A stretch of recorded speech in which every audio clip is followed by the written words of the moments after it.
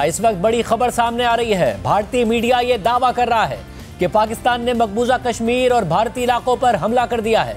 पाकिस्तान ने जम्मू एयरपोर्ट समेत राजौरी, कठुआ, सांबा और अखनूर के इलाकों में हमले किए हैं। पठानकोट के एयरबेस पर भी हमला किया गया है। भारतीय मीडिया का यह दावा है। भारतीय मीडिया के मुताबिक मकबूजा कश्मीर में ब्लैकआउट किया गया है, सायरन बज रहे हैं। राजस्थान समेत सरहदी इलाकों में भी ब्लैकआउट किया गया है, मगर पाकिस्तान के आला सिक्योरिटी जराए भारतीय मीडिया के इन दावों की तरदीद कर रहे हैं और ये मौक़िफ़ दे रहे हैं कि पाकिस्तान ने मकबूजा कश्मीर में ऐसा कोई हमला नहीं किया। ना ही पाकिस्तान की सरहद से भारत पर मिसाइल या ड्रोन दागे गए हैं और ना ही पाकिस्तान ने भारतीय एयर स्पेस की खिलाफवर्जी की है। सिक्योरिटी जराये के मुताबिक मकबूजा कश्मीर में हमलों की खबर फेक है। झूठी खबरों को फैलाकर भारत पाकिस्तान पर अपनी जारियत जारी रखने का मुसलसल झूठा जवाब पैदा करना चाहता है। भारत ने इससे पहले अमृतसर पर हमले की झूठी खबर फैलाई। अमृतसर पर हमले की झूठी खबर फैलाने का मकसद सिक्योरिटी जराये के मुताबिक सिख बिरादरी को पाकिस्तान के खिलाफ करना था। और सिक्योरिटी जराये ने मजीद बताया कि भारतीय मीडिया मकबूजा कश्मीर में हमलों की झूठी खबर चला रहा है। भारतीय मीडिया का F-16 तैयारा गिराने का दावा भी झूठ पर मबनी है।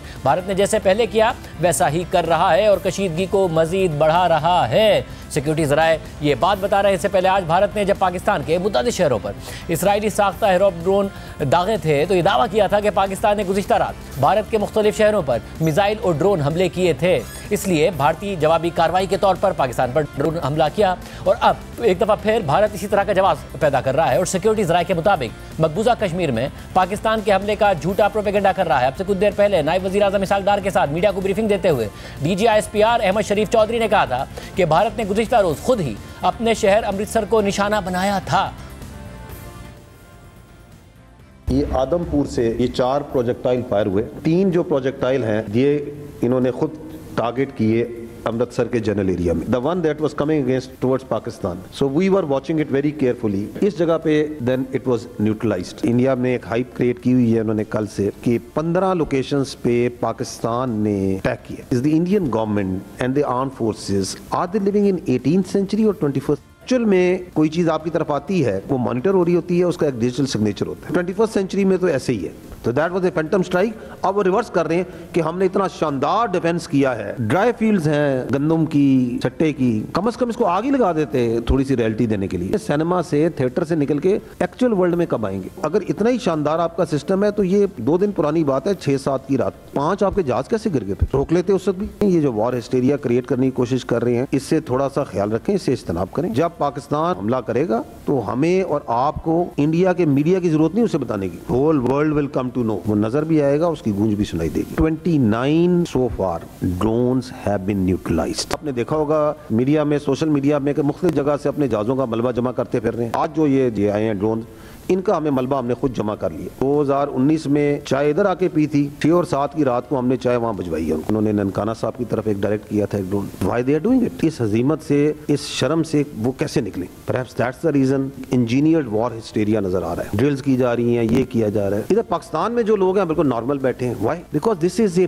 Battle harden not only army, ये बैटल हार्डन नेशन भी है। यहाँ तो लोग हंस रहे हैं, खेल रहे हैं, कूद रहे हैं, अपना कारोबार कर रहे हैं। तो लोगों को परेशान करने के लिए, सोसाइटी में इज़्तिराब बनाने के लिए चलो शहरों के ऊपर ड्रोन भेजते हैं। इस सारी सूरत हाल में बहुत सारे सवालात पैदा हो रहे हैं। अगर वज़ीर आज़म मोदी को जंग चाहिए तो फिर पाकिस्तान की जंग की तैयारी क्या है? अगर जो कुछ मकबूजा कश्मीर में हो रहा है वो एक और हमले की तैयारी है, फॉल्स फ्लैग है, तो पाकिस्तान इसका कैसे जवाब दे सकता है? अगर दोनों ममालिक आमने सामने आते हैं तो पाकिस्तान की इस वक्त क्या मुमकिन तैयारी हो सकती है? भारत की मिलिट्री सलाहियत क्या है? पाकिस्तान की मिलिट्री सलाहियतें क्या हैं? हमारे साथ जो शख्सियत मौजूद हैं वो पाकिस्तान की, भारत की मिलिट्री सलाहियत को अच्छी तरह समझते हैं। साबिक कोर कमांडर लाहौर हैं, साबिक कोर कमांडर कोयटा हैं, साबिक DGMO हैं, हालिया सालों में इन तमाम चीज़ों को देखा, अभी भी इन्फॉर्म्ड हैं। लेफ्टिनेंट जनरल रिटायर्ड आमिर रियाज साहब हमारे साथ मौजूद। आमिर रियाज साहब, बहुत शुक्रिया में शो में ज्वाइन करने के लिए। कल एक भारत की मीडिया पर चला अचानक अमृतसर और दीगर इलाकों में पाकिस्तान ने हमले कर दिए हैं और उसके बाद आज सुबह पाकिस्तान पर ड्रोन हमले हुए। पाकिस्तान ने 29 ड्रोन मार गिराए। अब कश्मीर में, मकबूजा कश्मीर में ये इतलात हैं कि हमले हो रहे हैं और पाकिस्तान ने ड्रोन दागे हैं। भारत तो आगे निकल गया, पाकिस्तान के F-16 और जेव थंडर 17 गिराने की भी बात कर दी। पाकिस्तान डिनाई कर रहा है कि हमने ऐसा नहीं किया, करेंगे तो आवाज़ भी आएगी, शक्ल भी नजर आएगी। क्या आपको समझ में आ रहा है मिलिट्री स्ट्रेटजी में ये क्या हो रहा है?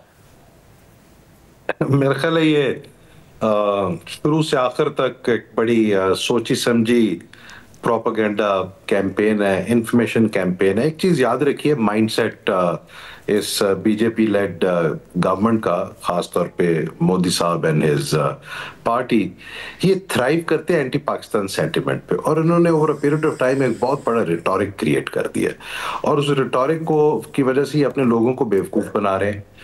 आए थे 6-7 की रात को, आपको मालूम है पाकिस्तान के responses were prepared and Pakistanis took down their 5 aircraft. In fact जो उनका सबसे बेहतर जहाज है जिस पे बड़ी प्राइड लेते थे वो, अगर आपको याद हो कि 2019 के बाद एक तकरीर में मोदी साहब ने कहा था कि अगर हमारे पास राफेल होते तो सिचुएशन फर्क होती, तो इस दफा वो राफेल भी लेके आए थे, तो but the situation was even worst. So that speaks of the professionalism, the capability and obviously Allah's blessing. The response was very apt, response was very powerful, they were taken down. Next step उन्होंने ये किया जी कि उन्होंने जो missile दागे वो आपने देख लिए, वो DGISPR ने आज बड़ा अच्छे तरीके से एक्सप्लेन कर दिया कि आज की दुनिया में there is an electronic signature, सिर्फ हम नहीं देख रहे, और भी बहुत सारी दुनिया देख रही है। सो रात को उन्होंने अपने ही एक शहर के ऊपर, अमृतसर के ऊपर कुछ मिसाइल्स भी फायर किए। एक मिसाइल हमारे इलाके में भी आया जिसका फोरेंसिक अभी हो रहा है। उसकी दो वजूहत थी, एक तो उसका डुअल यूज था उसका। एक तो ये था कि जो हमारे सिख भाई हैं उनके अंदर कोई इस तरह के खदशात पैदा करना कि जी पाकिस्तान को टारगेट कर रहा है, लेकिन ये आपको बाय नहीं करता। Nobody buys this in the world, nobody buys it in the Sikh community. दूसरा उसका ऑब्वियसली वो रीजन था जो आपने थोड़ी देर पहले कहा कि जी create another reason for sending their drones. अब ड्रोन्स भेजने के उनके 2-3 मकासद थे। एक मकसद तो सिंपल है कि जी थोड़ी सी पैनिक क्रिएट किया जाए, क्योंकि पाकिस्तान की कौम को तो फर्क ही कोई नहीं पड़ रहा। They are very comfortable, they know that their defence capability, their military capability is good enough to take on an India जिसकी 77 बिलियन, उनका आपको पता है 24-25 का बजट है, 77 पॉइंट सम बिलियन डॉलर्स, और आपका टोटल मिला के 7-7.5 बिलियन है सारा आर्मी, एयरफोर्स और नेवी का। तो अल्हम्दुलिल्लाह you have delivered so well. ये तो पहला फेज था। अब दूसरे में उन्होंने ड्रोन, दूसरा उसका पर्पस ये था ड्रोन्स का कि they wanted to identify our air defence weapon systems. अब मैं इसकी बहुत ज्यादा डिटेल में नहीं जाऊंगा बिकॉज ये थोड़ी सी ऑपरेशनल डिटेल हो जाती है, इसलिए कुछ लोगों के ज़हन में ये बात आती रही है, शायद ये सवाल भी उठता रहा कि यार इतना टाइम कैसे लिया, ये अंदर आए। ये मैं एक रिक्वेस्ट करूंगा अपने पाकिस्तानी भाइयों से, पाकिस्तानी लोगों से, ये मिलिट्री कमांडर्स के पास ये ऑप्शन रहने दें। हमें मालूम है कि हमने हमारी अल्हम्दुलिल्लाह hats off to our air defence and air force and the army, they exactly knew कि हम ये किस पर्पस के लिए आए। ये हमारे एयर डिफेंस वेपन सिस्टम्स को आइडेंटिफाई भी करेंगे और फिर पीछे डाटा पास करेंगे, तो उससे बिल्कुल क्लैरिटी के साथ हमें पता था। And they took them on at the time and place of their own choosing, जहां से वो ये डाटा भी पास नहीं कर सके। दूसरा मैं आपको एक और चीज मगर इस वक्त सूरत हाल ये है कि अब जो कुछ कल एक प्रिटेक्स्ट बनाया गया और आज पाकिस्तान में ड्रोन हमले कर दिए गए, फिर आज अब मकबूजा कश्मीर की जो खबरें चल रही हैं उससे खतरा पैदा हो रहा है, और भारतीय मीडिया ने तो रिपोर्ट भी करना शुरू कर दिया है कि इंडियन फोर्सेज ने लाहौर और सियालकोट में कार्रवाइयाँ शुरू कर दी हैं। आज सुबह भी ज़ाहिर लोग बहुत घबरा गए थे जब बहुत ज़्यादा धमाकों की आवाज़ें आ रही थी, फायरिंग की आवाज़ें आ रही थी। नाउ अगर ये अब तो नैरेटिव से आगे निकल गए नरेंद्र मोदी, और मकबूजा कश्मीर को बुनियाद बनाकर अगर वो कल कुछ और करते हैं तो पाकिस्तान की क्या तैयारी है? देखिए जी, पाकिस्तान की तो बिल्कुल तैयारी इज कंप्लीट। अब अगर वो इससे आगे जाते हैं तो दे आर मोस्ट वेलकम, एक दफा फिर आ जाएं and we'll take them on. और जो भी उनका लेट्स से वो ऑफेंसिव करते हैं, तो पाकिस्तान की इस वक्त जमीन के ऊपर भी और फिजा में भी और समंदर में भी we are absolutely ready to take them on. लेकिन जैसे आपको मालूम है ये तो भी सिर्फ डिफेंसिव मनूवर है पाकिस्तान का। अभी पाकिस्तान का ऑफेंसिव मनूवर जाना है, वो किस शेप में, किस फॉर्म में, किस क्वांटम के साथ जाना है, that I will not discuss here. वो ऑब्वियसली मिलिट्री कमांडर्स हैं देयर। और जो एक नैरेटिव है, जब पहले उन्होंने हमला किया, सिविलियंस उसमें शहीद हुए, तो उन्होंने बाकायदा तौर पर ऐसा लगा कि वो इसको यहाँ पर रोकना चाहते हैं और कहा कि हमने किसी मिलिट्री इंस्टॉलेशन को हमला नहीं किया, कुछ नहीं किया। उसके बाद वो एक स्टेप आगे जाते हैं और आज तो उन्होंने क्लेम किया कि ड्रोन्स के जरिए उन्होंने कार्रवाई की। अब जो भारतीय मीडिया नैरेटिव बना रहा है वो ये कि पाकिस्तान की एयर बेसिस को टारगेट किया जा सकता है इनइफेक्टिव करने के लिए एयर ऑपरेशंस को। क्या ये हो सकता है? होता है तो पाकिस्तान क्या कर सकता है? ये वो कोशिश तो जरूर करेंगे, एक दफा जब वो आएंगे अंदर तो फिर पता चलेगा। उसके लिए बहुत मैसिव फोर्स चाहिए उनको, and they will have to cross Pakistan air space in very large numbers. और उसमें से भी मैं आपको ये यकीन के साथ कह सकता हूँ, not many will return to India. बहुत सारे इधर ही रह जाएंगे पाकिस्तान में। वैसे मगर जो डेप्थ की बात होती है वो किस हद तक हकीकत है? वो जो दावा है कि जी उनके पास ये डेप्थ आ गई है कि वो अपनी जो सरहदें हैं वहां से ऑपरेट करके पाकिस्तान को टारगेट कर सकते हैं मिसाइलों से। देखें, वो तो डेप्थ तो पाकिस्तान के पास भी है, उस तरह के मिसाइल पाकिस्तान के पास भी मौजूद हैं और शायद उनसे बेहतर ही हैं। आहिस्ता आहिस्ता उनको भी मालूम होता जा रहा है कि जी पाकिस्तान की कैपेबिलिटी कुछ चीज़ों में इंडिया से बहुत बेहतर है और ये प्रूवन है अब। तो पाकिस्तान के एयर बेसिस को या मिलिट्री इंस्टॉलेशंस को टारगेट करने की कोशिश तो ज़रूर की जा सकती है, लेकिन उसका जवाब जो है वो फिर सिर्फ यहाँ तक डिफेंसिव रिस्पॉन्स तो नहीं रहेगा, वो तो फिर बहुत quickly it will turn into a full scale war. और उसमें मैं आपको ये बता दूं, the end of the day, जब भी whenever that end of the day comes, India will lose a lot, अपने पॉलिटिकल स्टेचर में भी, अपने मिलिट्री स्टेचर में भी। और जो एक उन्होंने अपना ऑरा बनाया हुआ साउथ एशिया में कि we are the hegemon power, हम अखंड भारत बनाने जा रहे हैं, that dream will be put to dust. तो ये बिल्कुल क्लैरिटी से उनको पता है। अब वो ये एक और कोशिश कर रहे हैं, जैसे आपने बताया, मैंने आपसे सुना कि वो मीडिया उनका कह रहा है कि जी हमने कोई F-16 और JF-17 करा दिए। वो बेसिकली जो उनको तकलीफ हुई है 6-7 की या आज की, जो आज सुबह से उनके इतने सारे ड्रोन्स गिरे, तो वो अपने लोगों को शायद ये बताना चाह रहे हैं कि जी पाकिस्तानियों ने अपना काउंटर ऑफेंसिव लॉन्च किया और हमने उनके ये जहाज गिरा दिए। तो वो ये फिल्म तो बन सकती है, बट रियलिटी में ऐसा नहीं। और ये मैं आपको बता सकता हूँ कि इंडियन मिलिट्री को रियलिटी बिल्कुल क्लियरली पता है और ये रियलिटी बहुत देर तक छुपेगी नहीं है, इंडिया के बाकी लोगों को भी पता चल जाएगी। और बिकॉज और उस वक्त फिर क्या सिचुएशन होगी इंटरनली इंडिया में, मोदी साहब की पॉलिटिकल क्या सूरत हाल होगी और इंडिया का और जैसे आपने कहा कि फिर ये ऑल आउट वॉर में कन्वर्ट हो सकती है जिसमें इंडिया का बड़ा नुकसान होगा। अब दोनों न्यूक्लियर आर्म ममालिक हैं, पाकिस्तान का न्यूक्लियर थ्रेशोल्ड क्या है? देखें, ये this is too serious a business to be talking on the media, लेकिन ये मैं आपको बता दूं कि वो जंग बहुत देर तक चल नहीं सकती। That's not possible. मैं पहले भी किसी जगह कहा कि that is absolutely not acceptable to anybody in the world. और ये all out war between two nuclear states is a non starter and I am sure ये जो अभी थोड़े से इंटरनेशनल कम्युनिटी ने कभी थोड़ा सा इंडिया की तरफ से आंख बंद कर लेती है कि they are allowed to do something even if they are wrong and all, वो ऐसा नहीं हो सकता, उसके बड़े सीरियस कॉन्सिक्वेंसेस है। तो वैसे इस सवाल के पूछने की वजह ये कि इंडियन मीडिया में जो एक मुसलसल नैरेटिव है इंडियन गवर्नमेंट का, वो ये कि हम पाकिस्तान से मुकाबला भी कर लेंगे, हमला भी कर लेंगे और न्यूक्लियर थ्रेशोल्ड के अंदर भी रखेंगे, मामला उस हद तक नहीं जाएगा। ये तो उनका नैरेटिव बड़ा पुराना है, बिकॉज दे आर, वो हमेशा से ये कोशिश करते हैं कि किसी तरह से स्पेस रहे कन्वेंशनल वॉर की। लेकिन अब प्रॉब्लम उनको एक और आ रही है, कन्वेंशनल वॉर में भी उनको ये अब मालूम पड़ता जा रहा है कि कन्वेंशनल वॉर में भी शायद पाकिस्तान को उस जगह तक वो नहीं ले जा सकेंगे और एन मुमकिन है कि कन्वेंशनल वॉर का एंड पाकिस्तान के फेवरेबल नोट पे हो। ये उनको अब पता लगना शुरू हो गया। सो देयरफॉर ये तो पुराना उनका नैरेटिव है कि जी नहीं, वो there is a space for war और हम ये वॉर अपनी फेवर में एंड करेंगे। I don't think so that is going to happen even conventionally. उनके जो रिटायर्ड जर्नल हैं वो एक कोल्ड स्टार्ट डॉक्ट्रिन की बात करते हैं कि जी पाकिस्तान की हम टेरिटरी भी उससे कब्जे में ले लेंगे, फिर पाकिस्तान से बार्गेन करेंगे और अपने टर्म्स पे पाकिस्तान की टेरिटरी वापस करेंगे। वो रिटोरिक है, जरूर वो लॉन्च कर सकते हैं ऑफेंसिव, बट मैं आपको ये यकीन दिला सकता हूँ कि आपकी जो डिफेंसिव और ऑफेंसिव कैपेबिलिटी है, बहुत जल्दी the war will go into the Indian territory. और ये उनको पता है, जो उनके मिलिट्री कमांडर्स हैं वो इस चीज को समझते हैं। और there is a level of stupidity to which the world can handle it. उसके बाद दुनिया इसको हैंडल नहीं कर सकती, कोई भी हैंडल नहीं कर सकता, इंडिया के अंदर लोग नहीं हैंडल कर सकेंगे इसको। साहब, एक अरसे से भारत ज़ाहिर सालों से मुरीद के और दीगर जगहों का कहता आया था कि भारत को वहाँ टारगेट करेगा, कर सकता है, भारतीय मीडिया में नैरेटिव बना। ना उन्होंने कर दिया, सिविलियंस शहीद हुए। पाकिस्तान अगर रिस्पॉन्ड करे तो पाकिस्तान कहाँ कर सकता है? पाकिस्तान के क्या टारगेट्स हैं ऐसे जो भारत में हो सकते हैं मुमकिन? मैं इस पे नहीं कमेंट करूंगा, बिकॉज ऑब्वियसली चूंकि मेरा बैकग्राउंड इस तरह का है कि मैं कोई इस तरह की चीज कह दूं जिसका मुझे इल्म है और वो हो, आई कांट डू दैट। लेकिन ये आपको बता दूं कि पाकिस्तान कभी भी औरतों और बच्चों को टारगेट नहीं करेगा। पाकिस्तान जो है वो ही टारगेट करेगा जो जहां से थ्रेट आया, जो मिलिट्री टारगेट्स है। इससे ज्यादा मैं आपको नहीं कह सकता इस पर। वैसे ये बड़ी अहम बात है क्योंकि इंडिया बहुत ज्यादा प्रचार करता था कि पाकिस्तान का जो टारगेट है वो कोई सिविलियंस टारगेट नहीं होंगे, फिर मिलिट्री टारगेट होगा।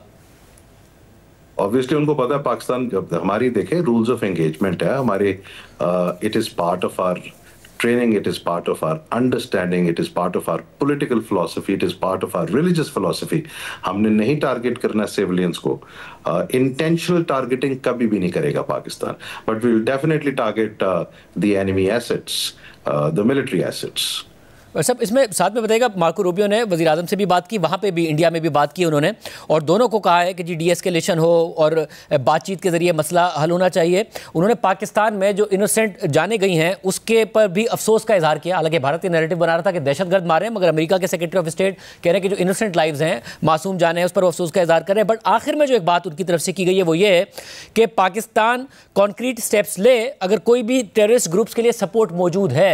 पाकिस्तान ने बहुत कुछ किया है, फैटफ की वाइट लिस्ट में आया, सारे काम किए, मगर उसके बावजूद ये जो आखिर में बात कर दी जाती है, इस पर पाकिस्तान कैसे दुनिया को सेटिस्फाई करे? देखिए, Pakistan doesn't need to satisfy the world. Pakistan ने सारे काम सिर्फ दुनिया को सेटिस्फाई करने के लिए नहीं करने। सबसे पहले पाकिस्तान ने काम करना है अपने आप को सेटिस्फाई करने। Pakistan has done enough on that score. ये देखें, ये स्ट्रेटेजिक इंटरेस्ट्स की गेम है। चूंकि इंडिया उनका स्ट्रेटेजिक एलाई है, they give India certain leverage और they look the other way on certain things. तो ये इतना सा कहना उन्होंने just to keep new Delhi in the right place, ये उनकी मजबूरी है। This is the strategic interest, this is not strategic interest में ना कोई मोरालिटी होती है और ना कोई बहुत ज्यादा लीगैलिटी होती है। स्ट्रेटेजिक इंटरेस्ट है strategic interest, that is why they say this. So Pakistan has done enough, आपको भी पता है, मुझे भी पता है। इससे ज्यादा मेरा ख्याल है भारत को करने की जरूरत है। There are terrorist networks that they operate from different places into Balochistan and other parts of Pakistan, and as a state they are sponsoring that terrorism and there is credible evidence to that. So therefore इस debate में हमें जाने की जरूरत नहीं है कि जी वो मार्को रूबियो साहब ने ये कह दिया। वो जरूर कह दिया बिकॉज उनके अमेरिका के स्ट्रेटेजिक इंटरेस्ट है उनके साथ, understandable, but we have our own strategic interests and we will protect them at all costs. और जल साहब, आपने जो दो बड़ी अहम बातें की, वो एक तो ये कि जो ड्रोन वाली कार्रवाई की उन्होंने, उसकी एक वजह तो ये थी कि आइडेंटिफाई कर सके पाकिस्तान की डिफेंस इंस्टॉलेशन के हवाले से। एक वजह ये थी कि पाकिस्तान में बड़ा सुकून था तो उन्हें था कि पैनिक वहाँ पर भी होना चाहिए, इसलिए किया। और ये ज़ाहिर हुआ कि लोगों में कहीं ना कहीं ये परेशानी है कि ड्रोन इतनी अंदर तक कैसे आ गए, कि कराची में मकामात तक आ गए, पिंडी में मकामात तक आ गए, लाहौर में मकामात तक आ गए। क्या है इसका जवाब, क्या है, कैसे ड्रोन इतनी अंदर तक आ गए? देखिए, मैंने आपको पहले भी बताया था कि ये ऑपरेशनल रिक्वायरमेंट थी। इसके दो तरीके थे, सादा अल्फाज में बता दो। दो तरीके थे कि हम उनको फर्स्ट अप एंगेज करते अपने एयर डिफेंस मिसाइल सिस्टम्स के साथ। अगर इसको कोई जानता है इस ड्रोन को, तो उसके अंदर एक टेक्निकल कैपेबिलिटी है कि वो उसकी लोकेशन पिक करता है और पीछे पास करता है। सो इससे हमारा एयर डिफेंस प्रोफाइल काफी सारा दुश्मन को क्लियर हो जाता है। और जो सब्सिक्वेंट कोई अगर उन्हें अटैक्स लॉन्च करने हैं तो उसके लिए उनको हमारे एयर डिफेंस प्रोफाइल की समझ लग जाती है। तो आपकी जो फौज है वो इतनी, आपके कमांडर्स जो हैं, जो जिस पे आप ट्रस्ट करते हैं, वो इतने समझदार हैं कि हमने ये इंफॉर्मेशन नहीं लीक करनी, because we are prepared for a bigger onslaught. उस वक्त we will take the Indian Air Force and everybody down with our air defense systems. तो उसके लिए कुछ तरीके हैं सॉफ्ट किल के, जिसमें उसको आप सर्टन रेंज पे लाते हैं, सर्टन हाइट पे लाते हैं। तो soft kill is the electronic warfare के थ्रू है। इलेक्ट्रॉनिक वॉरफेयर से आपने कुछ गिराए, tampering with their electronic systems, और कुछ आपने उन एयर डिफेंस वेपन सिस्टम से गिराए जो आपके ब्रॉडर एयर डिफेंस मैकेनिज्म को रिवील नहीं करते। एक चीज मैं आपको बता दूं, अगर आप किसी और दुनिया के किसी भी डिफेंस एनालिस्ट से पूछे कि किसी दुनिया की फौज ने 25 से 30, मेरे ख्याल 30 का फिगर हो गया, ये वाले ड्रोन एक दिन में over a span of, over a stretch of about what 1000 kilometres गिराए हैं किसी ने। सो मैं अपनी पब्लिक से भी गुजारिश करूंगा कि ये जो ability to fight या the decision to put the drones down in the larger interest of Pakistan and Pakistan armed forces so that we are prepared, कि हम जब उसके subsequent strikes आए तो we are more prepared।